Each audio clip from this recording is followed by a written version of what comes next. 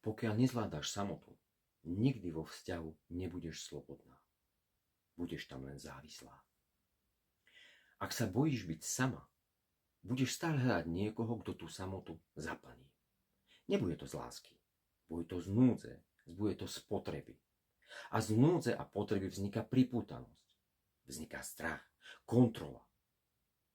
Nie však blízkosť. A tak sa z partnera stáva záchranca alebo väzenie. A ty si myslíš, že ho miluješ. A ty si myslíš, že on miluje teba. Ale ty sa len bojíš zostať sama so sebou.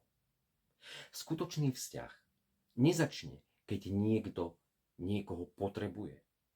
Ale vtedy, keď sa niekto ku mne, ku tebe pridá do tvojho priestoru, vtedy, keď si už celistvá.